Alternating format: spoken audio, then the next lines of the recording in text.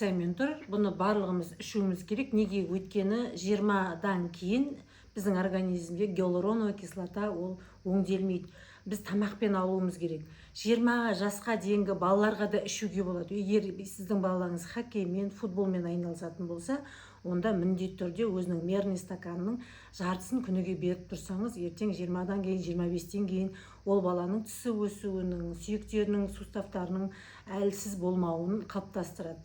Ал оған дейінгі спортпен айналысып, ол өзінің бүкіл гиалуроновыйын тез артығымен қолдануы мүмкін. Өйткені постоянно спорт ол организмдің жаңағы қосымша тамағын қажет етеді. А гиалурон 25-тен кейін, ол 20-дан кейін, 25-тен кейін біздің организміміз оны тамақпен алып отыру керек.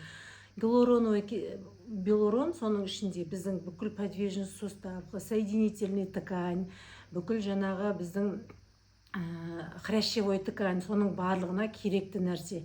Егер коралловый сумен ішілетін болса, онда өте керемет результат береді.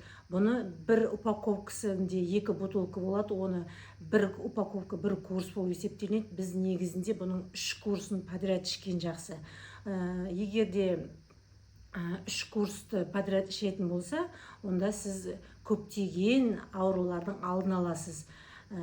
Және де бұл гиалуронның тағы бір қасиеті, егер де сахарный диабет болса, оған да ішуге болады.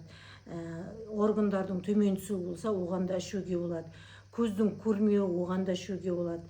Тырнақтарыңыз сынғыш болатын болса, шашыңыздың несі өте слабый, түскіш болатын болса, оған да ішуге болады. Сондықтан қазіргі таңда гиалурон акцияда тұр, алып үлгереміз.